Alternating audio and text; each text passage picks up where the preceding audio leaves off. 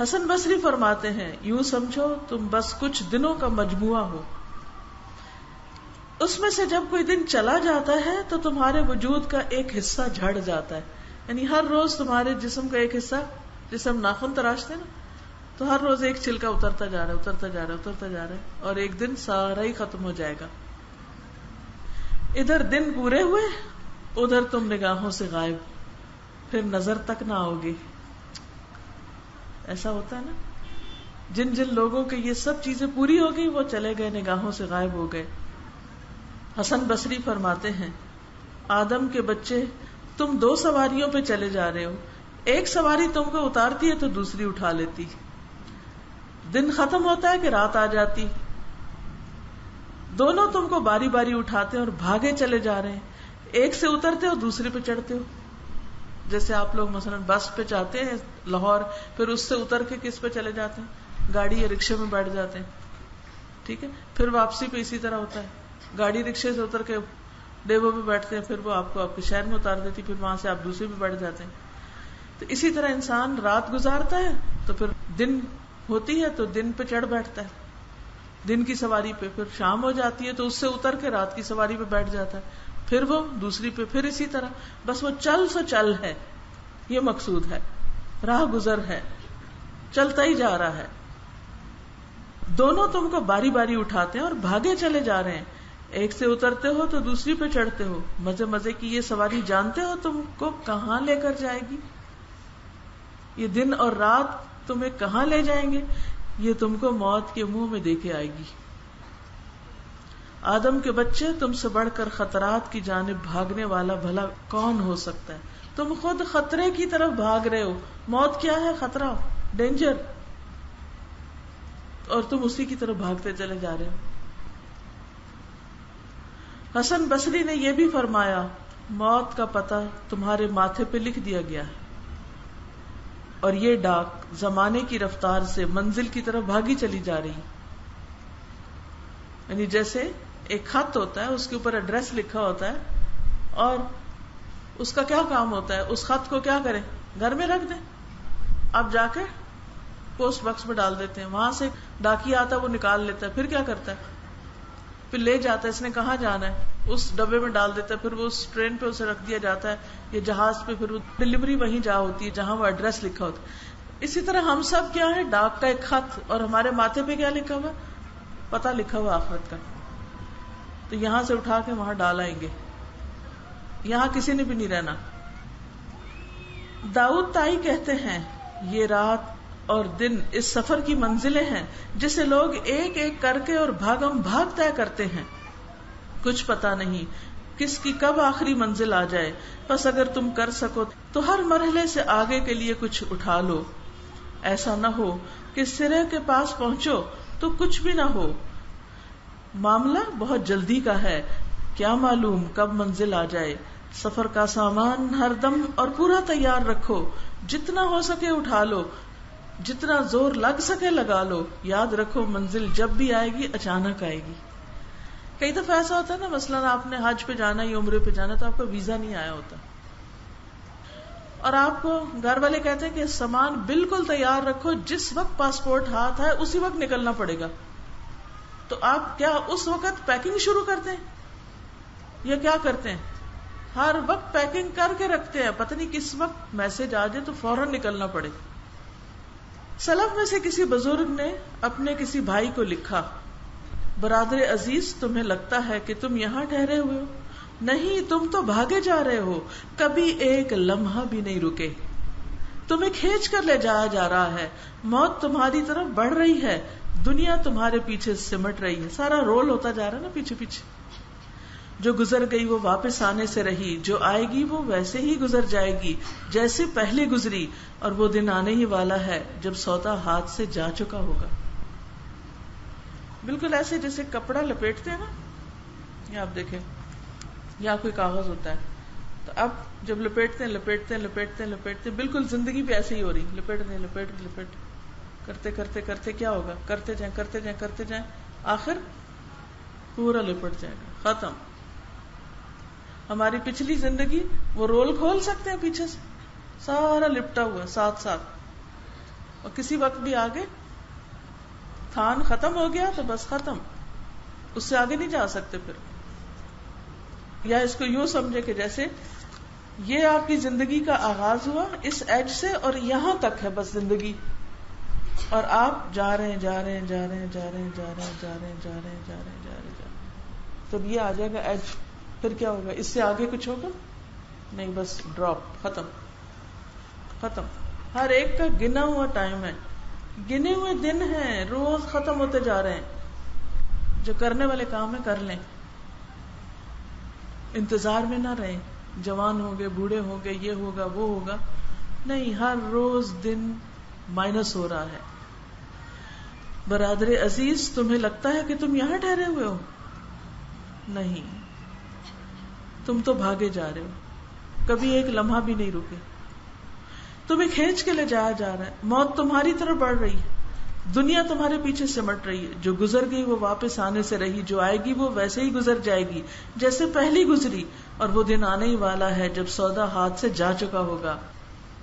کسی دانا کا قول ہے، دنیا میں ایسے شخص کی کیا خوشی جس کی زندگی میں جوں جوں دن گزرتا ہے مہینہ گھٹتا ہے، جوں جوں مہینہ گزرتا ہے سال گھٹتا ہے، جوں جوں سال گزرتا ہے تو عمر گھٹتی ہے.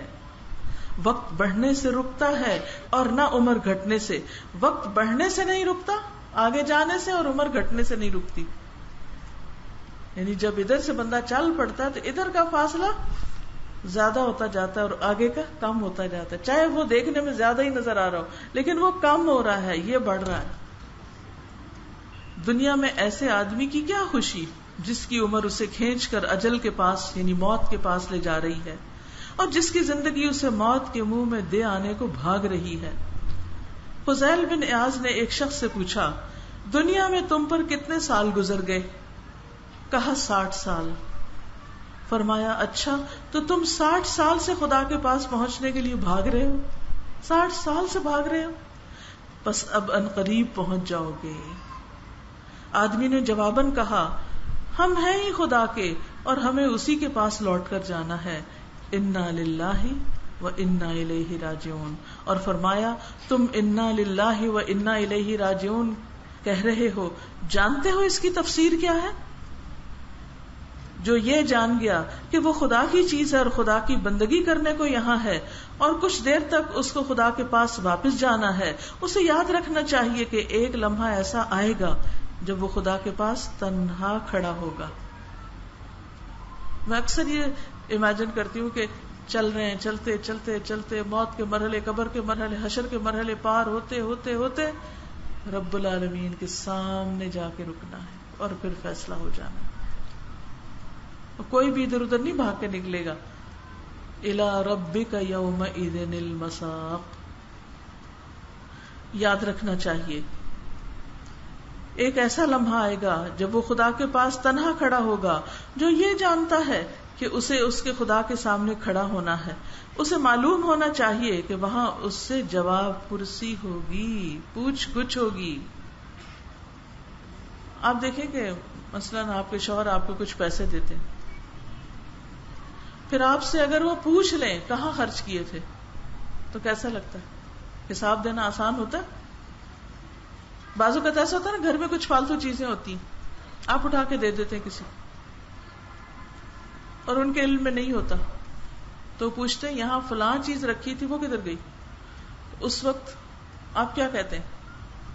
اگر آپ کہیں میں نے فلاں کو دے دی، امی کو دے دی تھی، بہن کو دے دی، بھائی کے گھر بھجوا دی، تو کیا ہوتا ہے؟ کیا ہوتا ہے؟ لڑائی شروع ہو جاتی ہے. اور اگر آپ جھوٹ بولتے ہیں تو کیا ہوتا ہے؟ نہیں بتاتے تو کیا ہوتا ہے؟ تب بھی خسارہ ہے.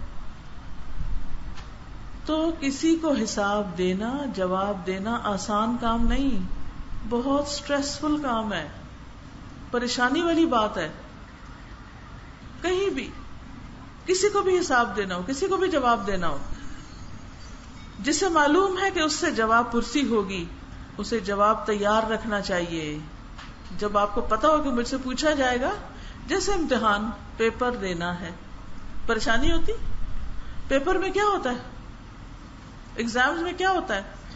سوال کیے جاتے ہیں نا، جواب مانگے جاتے ہیں کہ نہیں کوئی کچھ اور بھی ہوتا ہے. یہی ہوتا ہے. کبھی ٹینشن ہوئی پیپر کی؟ پریشانی ہوئی؟ چاہے آتا ہو پھر بھی پریشانی ہوتی ہے کہ نہیں؟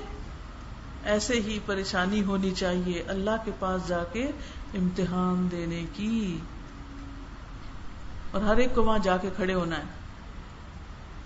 آدمی نے عرض کی تو پھر کوئی چارہ ہے؟ کس طرح بچوں؟ فرمایا بہت آسان. پوچھا کیا ہے؟ فرمایا جو رہ گئی اس میں نیکی کرنے میں لگ جاؤ، جو گزر گئی ہے اس کی بھی ساتھ بخشش ہو جائے گی. ہاں اگر تم جو رہ گئی اس کو بھی برائیاں کر کے گزار دیتے ہو تو تم دونوں کا جواب دینے میں پکڑے جاؤ گے، پھر وہ بھی بری اور جو گزر گئی پھر وہ بھی مصیبت، پچھلی بھی اگلی سب مصیبت ہی مصیبت. کسی دانا کا قول ہے ماہ و سال کے سوار کو چلنے کی ضرورت نہیں، اس کی سواری خود چلتی ہے، اس کی منزل آپ سے آپ آتی ہے. یعنی کچھ جگہ پہ جانے کے لیے تو ہمیں اپنے قدم اٹھانے پڑتے ہیں، پیدل جانا پڑتا ہے، کہیں سائیکل چلانی پڑتی ہے، کہیں گاڑی چلانی پڑتی ہے. لیکن آخرت کا سفر ایسا ہے جس میں کچھ نہیں چلانا پڑتا. بریک نہیں لگ سکتی کہ لگا سکتے ہیں؟ روک لیں گاڑی کو، روک سکتے ہیں؟ وقت کو روک لیں، نہیں روک سکتے. زندگی کو روک لیں، نہیں روک سکتے. جو لکھی ہے جہاں لکھی ہے آ کے رہنی. کسی کا یہ بھی قول ہے دن رات کی مسافت عجیب مسافت ہے، فاصلہ، اس کی غایت یعنی منزل موت ہے. یہ ایک ایسا سفر ہے جس میں آدمی چاہے بیٹھا رہے فاصلے خود بھاگتے ہیں، منزلیں خود ہی سر ہو جاتی. ہم بیٹھے رہے کچھ نہ کریں تو بھی زندگی گزرتی جائے گی گزرتی جائے گی. حسن بصری فرماتے ہیں دن اور رات برابر بھاگ رہے ہیں، عمر گھٹاتے جا رہے ہیں اور اجل یعنی موت کو قریب لاتے جا رہے ہیں. تم کہاں کی امید رکھ کر بیٹھے ہو؟ اس دن رات کی دوڑ نے نوح کی عمر کھائی علیہ السلام، عاد اور سمود کو قصہ پارینہ کیا. اس کے بعد نامعلوم اس نے کتنے زمانے دیکھے، آخر سب کے سب پروردگار کے پاس پہنچ کر رہے اور اپنے اعمال کے حوض میں غوطہ زن ہو کر رہے. لوگ مر مر کے جاتے رہے، قومیں گزرتی رہیں، پر اس دن رات کا کچھ بھی نہ بگڑا. یہ جیسے تھے ویسے ہیں. یہ اب بھی ان کو نگل جانے کے لیے ویسے ہی تیار ہیں جو ابھی یہاں بیٹھے ہیں، اور ان کو بھی جو یہاں ابھی آئیں گے. جہاں پہلے گئے وہیں یہ جائیں گے. امام اوزائی نے اپنے کسی بھائی کو لکھا تھا اما بعد، ہوشیار رہو، تم چاروں طرف سے گھیر لیے گئے ہو. نیا دن چڑھنے کے ساتھ اور ہر نئی رات آنے کے ساتھ تم اپنے انجام سے قریب کر دیے جاتے ہو. خدا سے ڈرتے رہو، اس کے سامنے کھڑے ہونے سے خائف رہو. اور ہاں، دنیا سے رخصت ہوتے وقت تمہارا آخری لمحہ وہ ہونا چاہیے جو خدا کے ساتھ گزرا ہو، خدا کی یاد میں گزرا ہو. یعنی آخری وقت کیسے گزرے؟ اللہ کے ذکر کے ساتھ. عبداللہ بن عمر رضی اللہ عنہ کی جو وصیت ہے کہ شام پالو تو صبح کی امید نہ رکھو، اور صبح پالو تو شام کا انتظار نہ کرو، اور اپنی تندرستی سے اپنی بیماری کے لیے کچھ اٹھا لو. اپنی تندرستی یعنی صحت کے زمانے میں بیماری کے لیے کچھ تیار کر لو، اور زندگی سے موت کے لیے کچھ لے لو، کیونکہ موت کے بعد تو کچھ نہیں کر سکتے. تو زندگی میں سامان اکٹھا کر لو اپنی موت کے لیے یا موت کے بعد کے لیے. تو وہ اسی حدیث سے ماخوذ ہے جس کے عبداللہ بن عمر خود ہی راوی ہے. عبداللہ بن عمر کی یہ وصیت دنیا میں آرزو مختصر کرنے کا سبق دیتی ہے کہ دنیا کی امیدیں اور تمنائیں اور خواہشات اور آرزویں بہت زیادہ نہ پھیلاؤ، بہت زیادہ نہ بڑھاؤ. یعنی آدمی کو شام مل جائے تو صبح کی آس پر نہ رہے، اور صبح کر لے تو کسی نیکی کو شام پر نہ اٹھا رکھے کہ یہ شام کو کر لوں گی. یہی گمان رکھے کہ اس کی اجل یعنی موت ممکن ہے اس سے پہلے ہی آ جائے. دنیا میں زہد اختیار کرنے کی بہت سے علماء نے یہی تفسیر کی ہے. زہد ہوتا ہے دنیا سے بے رغبتی. امام مروزی کہتے ہیں امام احمد سے پوچھا گیا یہ دنیا میں زہد یا دنیا کو بے وقت جاننا کیا ہے؟ فرمایا یہی کہ یہاں آرزو مختصر کر لو، صبح پالو تو کہو کیا پتا شام آتی ہے یا نہیں. امام مروزی کہتے ہیں سفیان ثوری بھی یہی کہا کرتے تھے. اب یہ سارے کہنے والے خود دنیا سے چلے گئے، چاہے اس دن نہیں بھی چلے گئے، اپنے وقت پہ ہی گئے، لیکن انہوں نے اپنی زندگی کا ہر دن اس طرح گزارا کہ گویا چلے جانا ہے. تو جس نے چلے جانا ہوتا ہے وہ اپنا سامان باندھ کے رکھتا ہے، وہ تیاری سے رکھتا ہے، وہ پھر بے فکر ہو کے زندگی نہیں گزار سکتا. امام احمد سے دریافت کیا گیا درازی آرزو یعنی لمبی آرزوؤں سے نجات پانے کے لیے کیا تدبیر ہو، کیا کیا جائے؟ فرمایا ہم نہیں جانتے، یہ تو بس توفیق کی بات ہے کہ جس کو توفیق مل جائے. ایک اور بات یہ کہ اتنے بڑے بڑے امام تھے لیکن جو بات ان کو نہیں سمجھ آئی انہوں نے کہا ہمیں نہیں معلوم.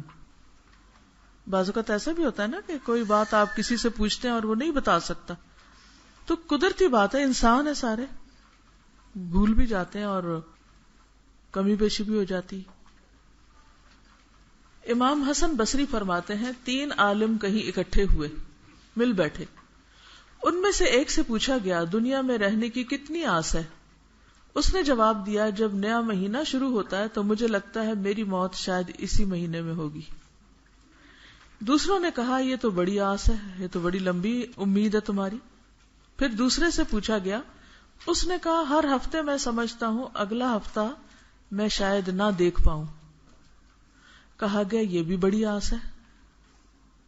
پھر تیسرے سے پوچھا گیا تو وہ کہنے لگا اس آدمی کی آس پوچھتے ہو جس کی جان ہی کسی اور کے ہاتھ میں ہے، جب چاہے نکال لے.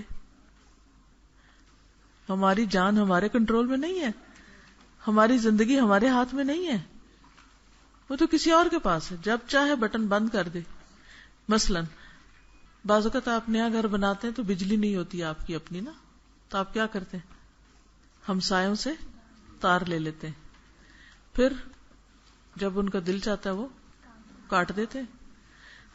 اسی طرح لوڈ شیڈنگ ہوتی ہے نا، اس کا کوئی شیڈیول ہے؟ کیونکہ اس کا کنٹرول کس کے پاس ہے؟ وارڈا کے پاس. تو جب ان کا دل چاہتا ہے بجلی بند کر دیتے ہیں. آپ لاکھ چیختے رہیں نہیں میرا امتحان ہے، میں نے پڑھنا ہے، میں کہاں جاؤں، ابھی بجلی نہیں بند ہونی چاہیے، آج ہماری شادی ہے، آج ہمارے گھر مہمان آ رہے ہیں، گیس نہیں جانی چاہیے. لیکن کیا وہ آ جاتی ہے آپ کے رونے دھونے سے؟ نہ، کیونکہ وہ آپ کے ہاتھ میں نہیں، وہ کسی اور کے ہاتھ میں. تو ہماری جان کا مالک بھی کوئی اور ہے، وہ جب چاہے نکال لے، ہے نا. تو پھر لمبی امیدیں رکھنا، 1 سال بعد یہ کر لوں گا، 2 سال بعد یہ کر لوں گا، ٹھیک ہے آپ نیت رکھیں لیکن امید نہ رکھیں کہ یہ ضرور کر ہی لیں گے. اللہ توفیق دے گا تو ہوگا. اس لیے کل کی باتیں کرنے کی بجائے جو آج اس وقت جو ہم کر رہے ہیں نا اس کو اچھی طرح کر لیں. مثلا ہم یہ سبق پڑھ رہے ہیں، اس وقت کتاب پڑھ رہے ہیں، اگر آپ کا ابھی بھی دھیان اس میں نہ ہو، کوئی اور باتیں سوچ رہے ہیں، وہ جو سوچ رہے ہیں نا گھر جا کے یہ کرنا، فلانی جگہ یہ کرنا، وہ تو پتہ نہیں موقع ملتا کہ نہیں ملتا. لیکن جو اس وقت موقع ملا ہوا ہے، جو اب کرنے کی چیز ہے، اسے تو کر لیں. ہم میں سے اکثریت اس وقت کو جو ان کے ہاتھ میں ہوتا ہے اس کو گنوا دیتے ہیں، اس کا صحیح استعمال نہیں کرتے، جس کے نتیجے میں پھر وہ فائدہ نہیں ہوتا ان کو. بکر مزنی کہتے ہیں تم میں سے جب کوئی رات کو سوئے تو اگر ہو سکے تو وصیت سرہانے رکھ چھوڑے. کیا معلوم رات وہ اہل دنیا میں تھا تو صبح وہ اہل آخرت کے ہاں کرے.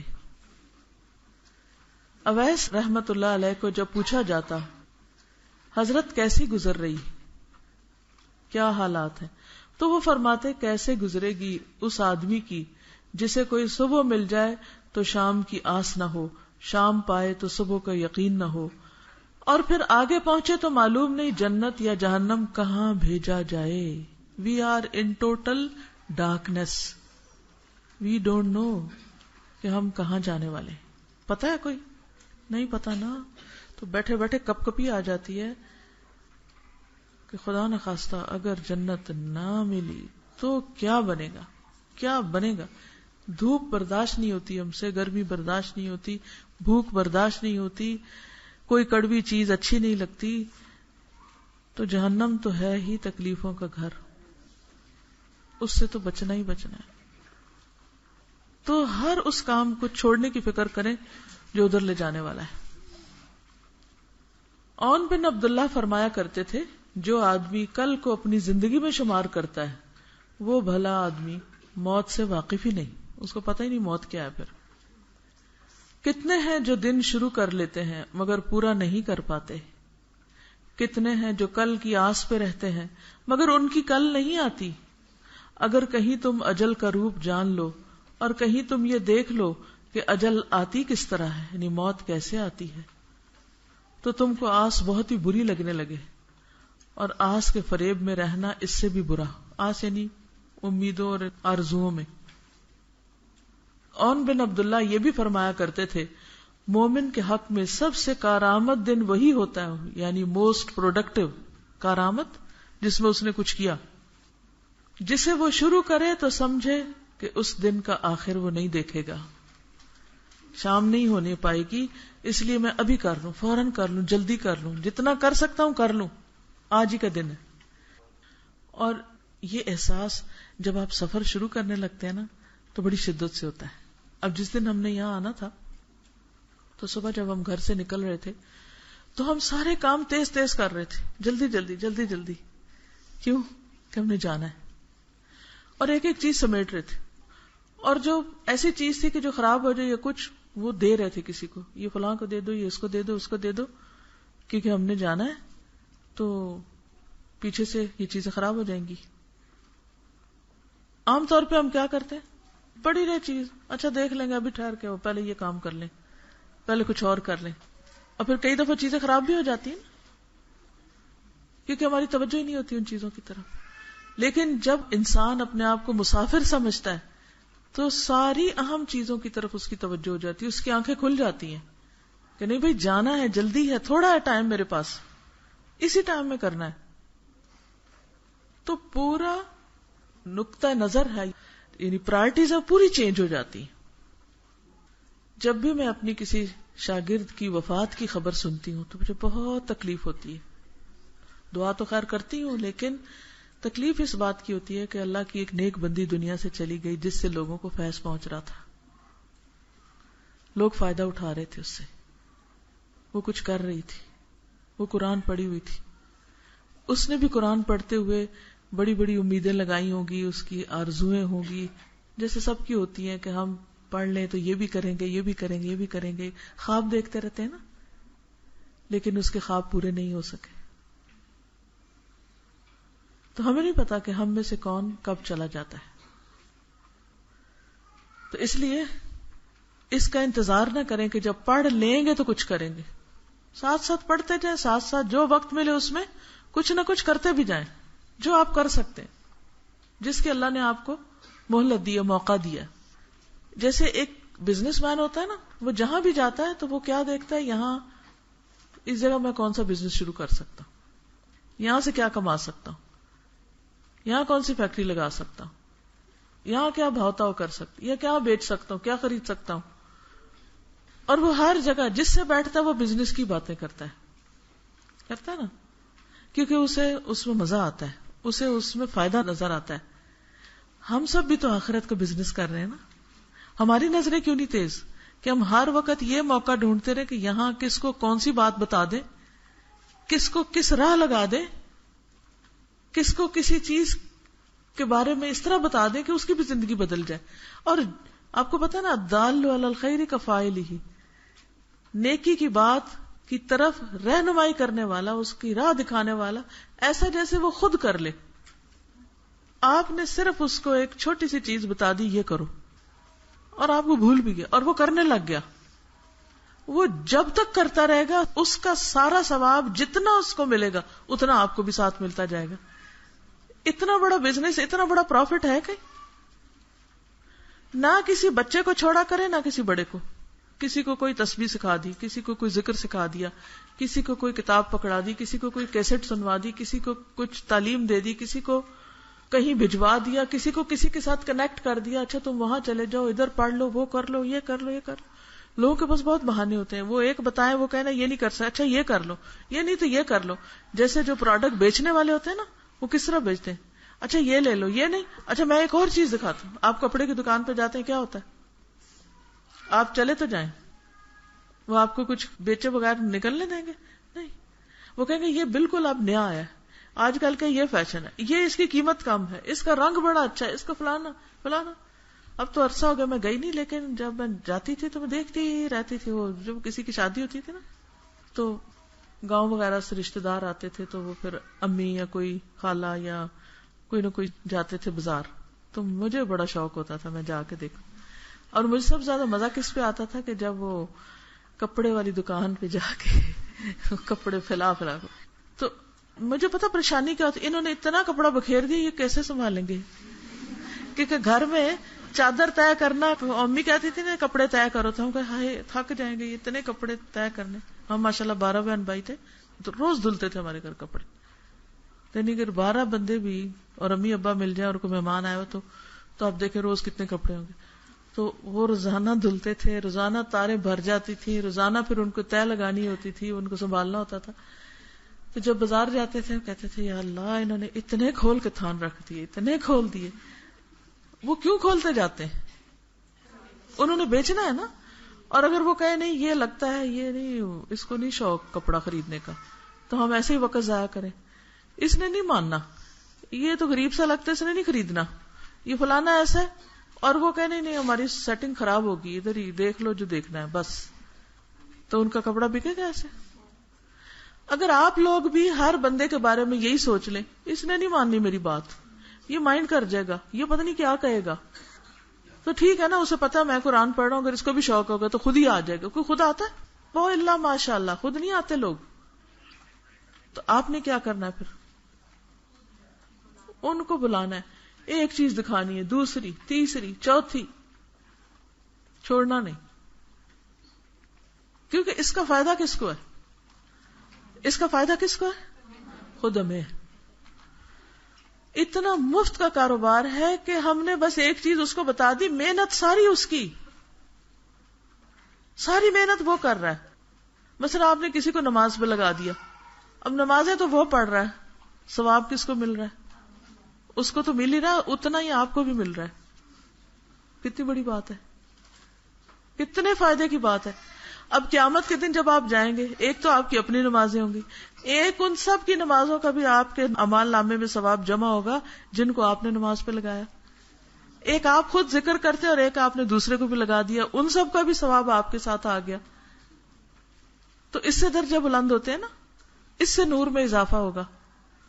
تو یہ ہے آخرت کا کاروبار کرنا اور موقع کو ہاتھ سے نہیں جانے دینا.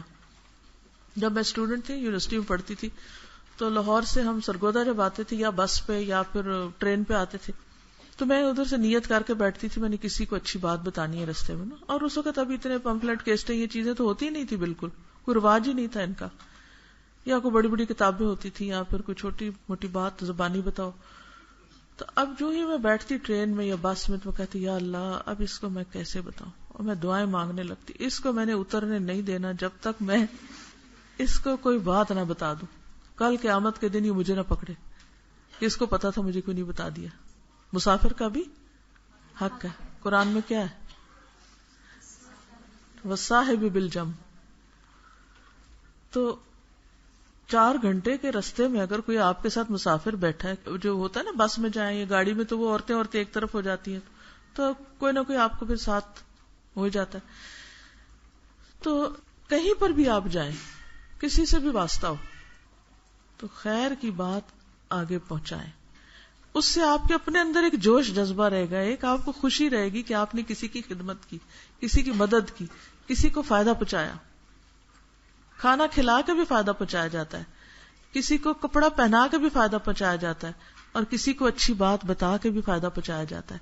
تو ہر وقت ہم کھانا کپڑا نہیں دے سکتے کسی کو، لیکن اچھی بات تو ہر وقت دے سکتے ہیں، یا نہیں؟ تو یہ پڑھنے کے بعد تک پہ نہ چھوڑیں، ساتھ ساتھ ہی تھوڑا تھوڑا شیئر کرتے رہیں. ٹھیک ہے. مکہ میں کوئی عبادت گزار عورت تھی، شام ہوتی تو وہ اپنے آپ سے مخاطب ہوتی، اے نفس بس یہی رات ہے، اگلی کوئی رات کیا پتا تم دیکھو نہ دیکھو، بس جتنی محنت ہو سکے اسی میں کر لو. صبح ہوتی تو وہ پھر اپنے آپ کو مخاطب کرتی، اے نفس بس یہی دن ہے جو تجھے ملا ہے، اگلا کوئی دن تجھ پہ آئے یا نہ آئے، جو ہو سکتا ہے بس آج ہی کر لو۔ بکر مزنی فرماتے تھے اگر تم نماز سے لطف لینا چاہتے ہو تو یہ سمجھ کر نماز پڑھو کہ اس کے بعد کوئی نماز پڑھنے کو شاید ملے یا نہ ملے۔ ان کا یہ قول دراصل نبی صلی اللہ علیہ وسلم سے جو روایت ہوئی ہے اس سے ماخوذ ہے، یعنی فصلی صلاۃ مودع، اس شخص کی طرح نماز پڑھو جو دنیا سے رخصت ہو رہا ہو، جو دنیا سے جا رہا ہو، جیسے حضرت عمر رضی اللہ تعالیٰ عنہ کو نماز کی حالت میں زخمی کیا گیا تھا اور اس کے بعد وہ شہید ہو گئے، تو ان کو یہ احساس ہو رہا ہوگا کہ اب یہ میری آخری نماز تھی یہاں مسجد نبوی میں۔ تو اسی طرح اس وقت اگر ہمیں یہ احساس ہو جائے کہ شاید یہ ہماری آخری نماز ہو تو خود ہی خشوع آ جائے۔ بہت سے لوگ یہ سوال کرتے ہیں نا کہ کس طرح نماز میں دل لگے، کس طرح نماز میں خشوع آئے، تو یہ اس کا بہترین نسخہ ہے۔ کوئی شخص اپنے کسی عزیز سے ملنے گیا، دروازے پہ دستک دی تو جواب ملا صاحب گھر پہ نہیں۔ پوچھا کب واپسی ہے؟ یہ کوئی باندی تھی اور معرفت میں خاص مقام رکھتی تھی۔ دروازے کی اوٹ سے بولی جس کی جان اس کے اپنے ہاتھ میں نہیں، کون بتائے وہ کب آتا ہے۔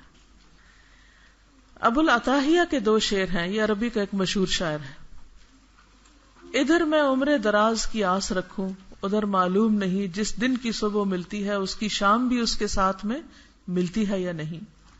تم دیکھتے نہیں جب بھی سویر ہوتی ہے تو وہ تمہاری عمر کو کاٹ کر اور اس سے ایک دن گھٹا کر ہوتی ہے۔ یعنی مثلاً آپ نے آٹا گوندھ کے رکھا ہے نا، تو آپ ایک روٹی بنانے کے لیے تھوڑا سا آٹا پیڑا نکالتے ہیں، پھر دوسرا، پھر تیسرا، پھر چوتھا، کرتے کرتے کیا ہوتا ہے، سارا آٹا ختم۔ تو سمجھے وہ آٹے کی سانک جس کو کہتے ہیں، یا اس کی جو پلیٹ ہے جس میں رکھا ہوا آپ نے، یہ آپ کی زندگی ہے۔ اور ہر روز جب صبح ہوتی ہے تو ایک پیڑا اس میں سے کم ہو چکا ہوتا ہے، ایک پیڑا نکل چکا ہوتا ہے، ایک نکل چکا ہوتا ہے، اور بالآخر وہ خالی ہو جاتی ہے۔ تو ہر صبح ہماری زندگی کا ایک حصہ کم کر دیتی ہے۔ یا مثلا پیاز کاٹ رہے ہیں یا کوئی بھی چیز آپ اس کو کاٹ کے الگ کر رہے ہیں کرتے کرتے کرتے کرتے کرتے سارا ختم۔ کبھی آپ نے گاجر کو کرش کیا یا مولی کنڈا کیا؟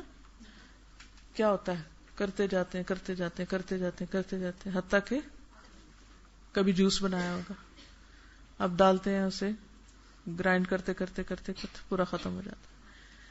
بس زندگی بھی ایسے ہی ہے کہ ایک کے بعد ایک چیز اترتے اترتے اترتے اترتے گھل جاتی، ختم ہو جاتی۔ کبھی ٹافی کھائی ہے؟ کیسے ہوتا ہے آخر میں؟ گھل جاتی۔ بس زندگی بھی اسی طرح گھل رہی ہے اور آخر ختم ہو جانی ہے۔ یہ عمل رک نہیں سکتا۔ ٹافی تو آپ روک بھی سکتے ہیں، نکال کے باہر رکھ دیں، بچی رہے گی، لیکن زندگی کو آپ نکال کے باہر نہیں رکھ سکتے کہ وہ بچ جائے یا رک جائے۔ ابو العطاہیہ کا یہ دوسرا شعر دراصل ابو الدرداء رضی اللہ عنہ اور حسن بصری کے اس قول سے ماخوذ ہے، ابن آدم جب سے تم ماں کے پیٹ سے نکلے ہو تب سے تم اپنی عمر کی عمارت ایک ایک اینٹ کر کے گرا رہے ہو۔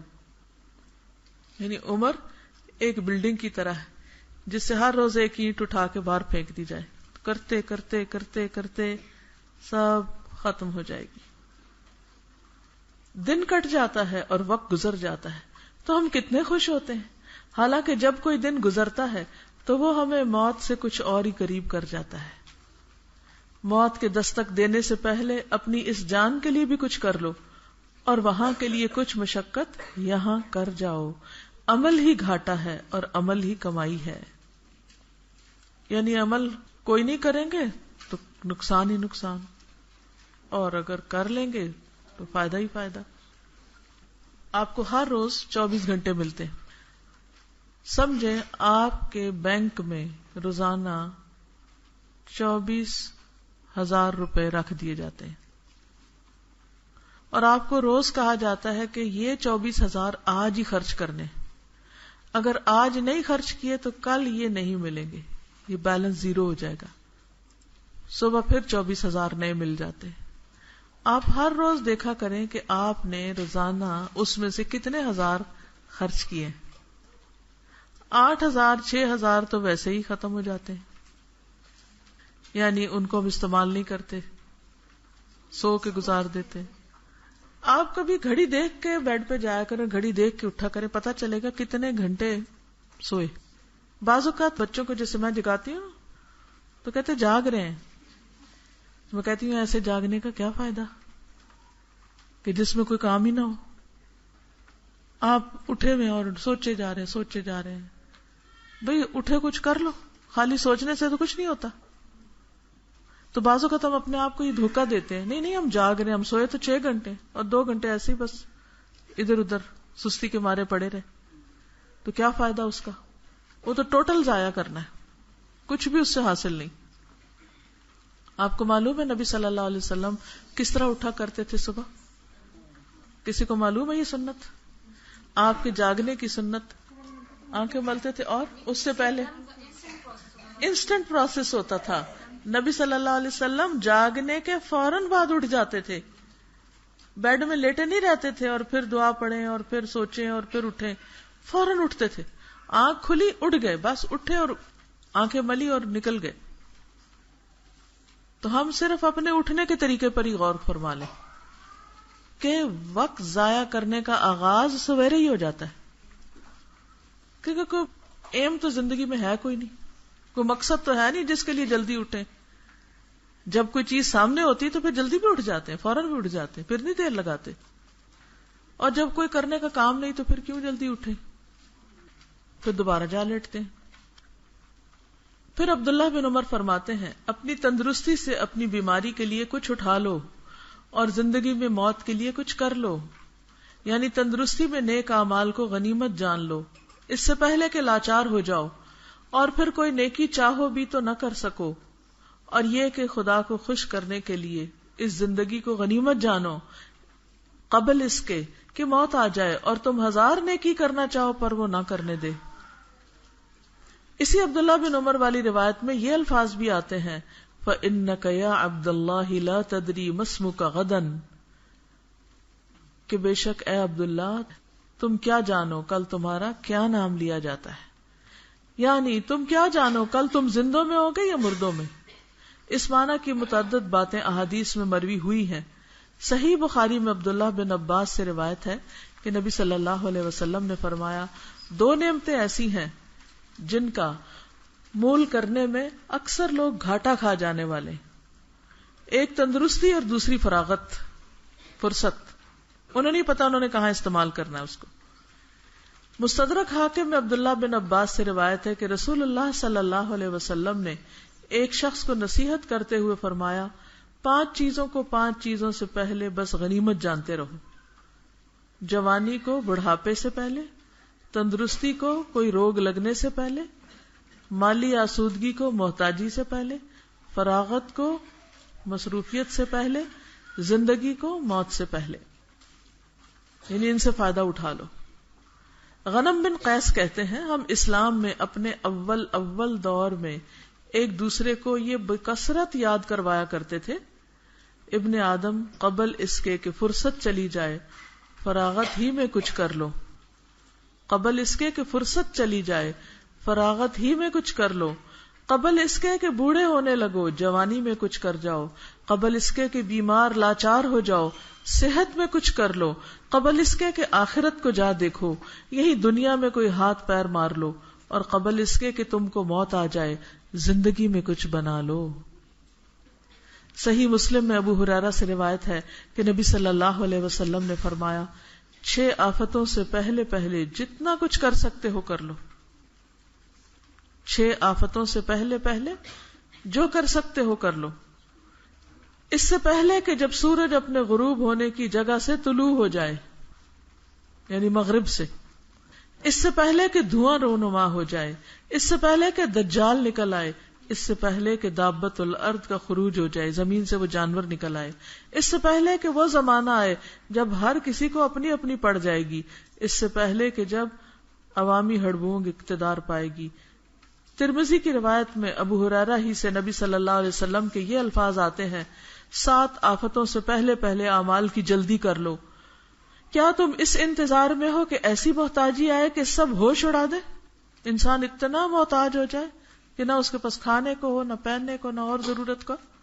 یا ایسی مالداری میں پڑو جو آدمی کو سرکش کر دے کہ بہت زیادہ مال آ جائے اور انسان دین بھول جائے.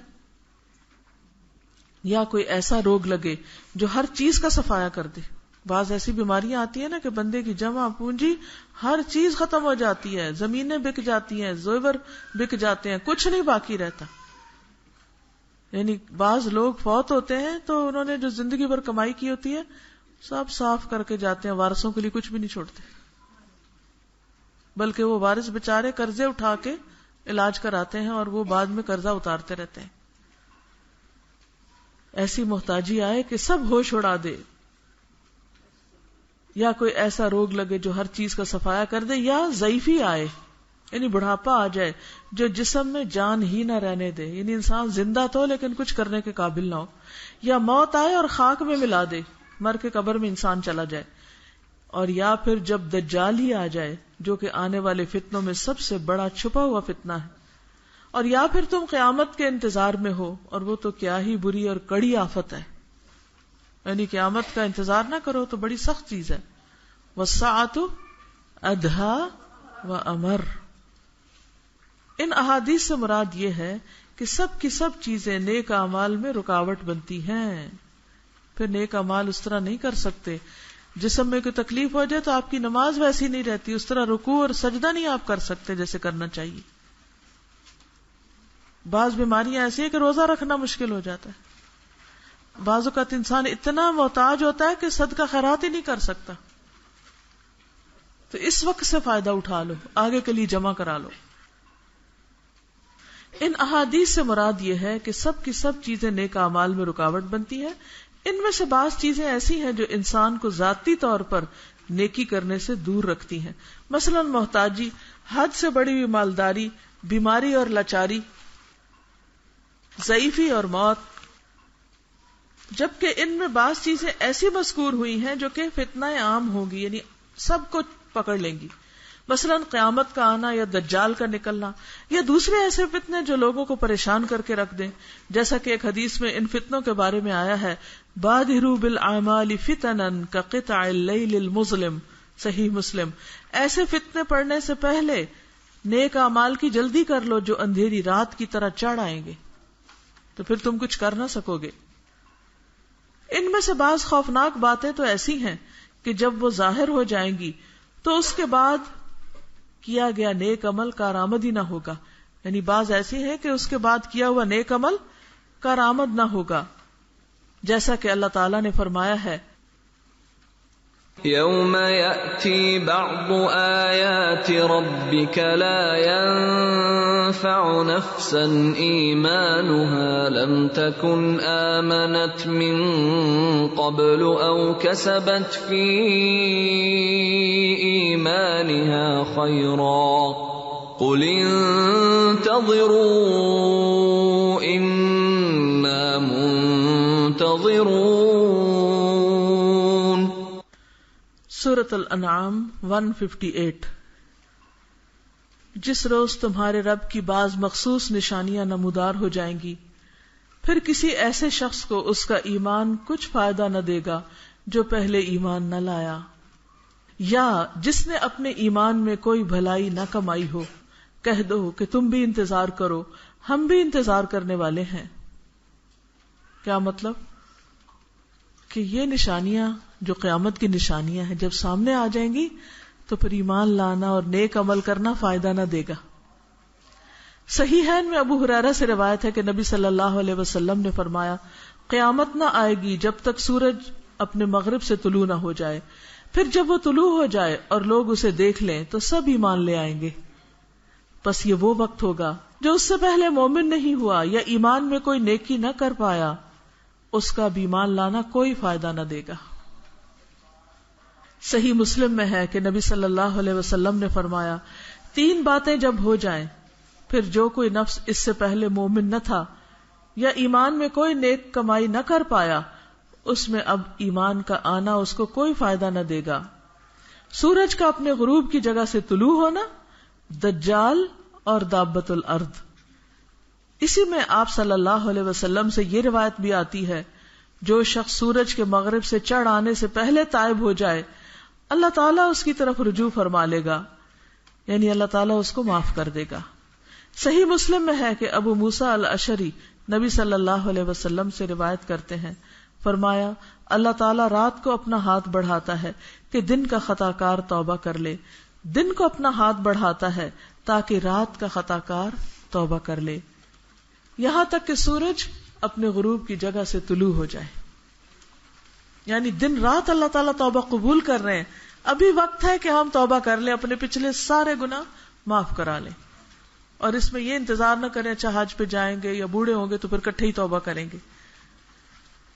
امام احمد، نسائی، ترمذی اور ابن ماجہ صفوان بن اسال سے نبی صلی اللہ علیہ وسلم کی حدیث روایت کرتے ہیں، سورج کے غروب ہونے کی سمت اللہ تعالیٰ نے توبہ کا دروازہ کھول رکھا ہے، جس کے درمیان فاصلہ 70 سال کی مسافت ہے، یہ کبھی بند نہ ہوگا یہاں تک کہ سورج وہاں سے طلوع ہو جائے، تو جب وہ طلوع ہو جائے گا تو وہ توبہ کا دروازہ بند ہو جائے گا۔ مسند احمد میں عبد الرحمن بن عوف اور عبداللہ بن عمر اور معاویہ رضی اللہ عنہم سے روایت آتی ہے کہ نبی صلی اللہ علیہ وسلم نے فرمایا توبہ تب تک قبول ہوتی رہے گی جب تک سورج اپنے غروب کی جگہ سے طلوع نہ ہو جائے، پھر جب سورج وہاں سے چڑھ آئے تب جس دل میں جو ہے بس اسی کے ساتھ وہ سر بمہر کر دیا جائے گا، سیل کر دیا جائے گا، اور لوگ عمل سے مستغنی کر دیے جائیں گے، یعنی سب کے دلوں کو وہیں بند کر دیا جائے گا، اب کوئی توبہ نہیں۔ عائشہ رضی اللہ عنہا سے روایت کی گئی ہے کہ انہوں نے کہا جب ان نشانیوں کے عمل میں آنے کی ابتدا ہو جائے گی تو اعمال لکھنے والے اپنے قلم چھوڑ دیں گے، فرشتوں کا کام ختم، نگران فرشتے نگرانی سے سبکدوش کر دیے جائیں گے، ڈیوٹی سے واپس، اور اجساد ہی اعمال کی شہادت دیں گے، یعنی جسم ہی بولیں گے۔ عائشہ رضی اللہ تعالی عنہا کا یہ قول ابن جریر طبری نے نقل کیا ہے۔ ایسا ہی قول کثیر بن مرہ اور یزید بن شریح اور دیگر سلف سے مروی ہے کہ جب سورج مغرب سے طلوع ہو جائے گا تو پھر جس دل میں جو نیکی یا بدی ہے بس وہ دل اسی کے ساتھ سر بمہر کر دیا جائے گا، نگران فرشتے اعمال پیش کر دیں گے اور فرشتوں کو کہہ دیا جائے گا کہ اب اعمال لکھنا موقوف کر دیں، یعنی بند کر دیں۔ اور ویسے یہ عمل کب ہوتا ہے؟ جب انسان کی موت آتی ہے نا، اور اس کو فرشتے نظر آ جاتے ہیں دوسرے، تو ان فرشتوں کے قلم رکھ دیے جاتے ہیں اور انسان کے دل میں جو کیفیت ہوتی ہے اسی کو بند کر دیا جاتا ہے، بے چینی ہو اور انسان کے اندر کفر ہو، شرک ہو، منافقت ہو، کچھ ہو، اب وہ دل بس سیل ہو گیا، اب اسی کے ساتھ انسان مرے گا، اسی کے ساتھ اٹھے گا، اسی کے ساتھ قبر میں ہوگا، اسی کے ساتھ حشر میں ہوگا۔ اس لیے دل کی صفائی اور دل کی اصلاح کی ساتھ ساتھ فکر کرنی چاہیے، اس میں دیر نہیں کرنی چاہیے، انتظار میں نہیں رہنا چاہیے۔ سفیان ثوری کہتے ہیں جب سورج مغرب سے طلوع ہو جائے تو فرشتے اپنے پرچے لپیٹ لیں گے اور اپنے قلم رکھ دیں گے، چنانچہ مومن کے لیے یہ ضروری ہے کہ وہ نیک اعمال کی جلدی کر لے قبل اس کے کہ وہ نیکی کی توفیق سے یا طاقت سے ہی محروم کر دیا جائے اور اس کے اور نیک اعمال کے مابین رکاوٹیں اور پردے حائل ہو جائیں۔ ابو حازم کہا کرتے تھے آخرت کی خریداری عنقریب سست پڑ جانے والی ہے، ہو سکتا ہے پھر وہ وقت آئے کہ اس بازار میں تھوڑا نہ بہت کچھ پایا ہی نہ جائے۔ جب انسان پر وہ وقت آتا ہے کہ انسان نیک عمل پر قدرت پانے سے ہی محروم کر دیا جاتا ہے، تب صرف حسرت اور افسوس رہ جاتا ہے۔ پھر وہ کتنی آرزو کرتا ہے کہ وہ وقت دوبارہ آ جائے جب وہ نیکی کرنے پہ قدرت رکھتا تھا، مگر یہ آرزو کس کام کی؟ اللہ تعالیٰ نے تبھی تو فرمایا ہے وَأَنِيبُوا إِلَىٰ رَبِّكُمْ وَأَسْلِمُوا لَهُ مِن قَبْلِ أَن يَأْتِيَكُمُ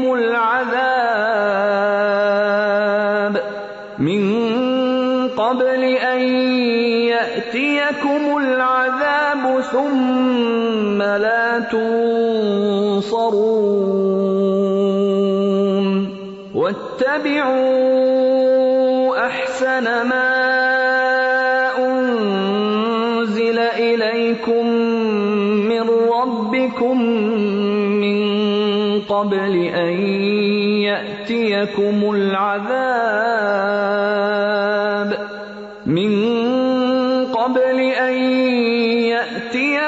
الْعَذَابُ بَغْتَةً وَأَنتُمْ لَا تَشْعُرُونَ أن تقول نفس يا حسرتا على ما فرطت في جنب الله وإن كنت لمن الساخرين أو تقول لو أن الله هداني لكنت من المتقين أو تقول حين ترى العذاب لو أن لي كرة فأكون من المحسنين. الزمر 54 سے 58 تک. اور جھک پڑو اپنے پروردگار کی طرف اور اس کے مطیع فرمان ہو جاؤ قبل اس کے کہ تم پر عذاب آ جائے اور پھر کہیں سے تمہیں مدد نہ مل سکے، اور پیروی اختیار کر لو اپنے رب کی اتاری ہوئی کتاب کے بہترین پہلو کی قبل اس کے کہ تم پر اچانک عذاب آئے اور خبر بھی نہ ہو. کہیں ایسا نہ ہو کہ بعد میں کوئی نفس کہے افسوس میری اس کمی پر جو میں اللہ تعالیٰ کے حق میں کرتا رہا، بلکہ میں تو مذاق اڑانے والوں میں ہی رہا. یا کہے کاش اللہ نے مجھے ہدایت بخشی ہوتی تو میں بھی متقیوں میں سے ہوتا. یا عذاب دیکھ کر کہے کاش مجھے ایک موقع اور مل جائے اور میں بھی نیک عمل کرنے والوں میں شامل ہو جاؤں. یہ بھی ارشاد باری تعالیٰ ہے. حتى إذا جاء أحدهم الموت قال رب ارجعون لعلي أعمل صالحا فيما تركت كلا إنها كلمة هو قائلها ومن ورائهم برزخ إلى يوم يبعثون. سورۃ المؤمنون آیا 99 to 100. یہاں تک کہ جب ان میں سے کسی کی موت آ جائے گی تو کہنا شروع کرے گا اے میرے رب مجھے اسی دنیا میں بھیج دے جسے میں چھوڑ آیا. یعنی اس دنیا میں جو ہم رہ رہے ہیں، جب انسان اس سے چلا جائے گا تو کیا چاہے گا واپس آؤں اور کچھ کر لوں، اور آج ہم ہیں اور کچھ نہیں کر رہے. کس قدر غفلت کی بات ہے. آج کے وقت کو فضول اور معمولی چیزوں میں ضائع کر رہے ہیں. امید ہے کہ اب میں نیک عمل کروں گا اس میں جو پیچھے چھوڑ آیا، ہرگز نہیں. یہ تو بس ایک بات ہے جو وہ کہہ رہا ہے. اب ان سب مرنے والوں کے پیچھے ایک برزخ حائل ہے دوبارہ اٹھائے جانے کے دن تک. اور یہ بھی فرمایا وَأَنفِقُوا مِمَّا رَزَقْنَاكُم مِّن قَبْلِ أَن يَأْتِيَ أَحَدَكُمُ الْمَوْتُ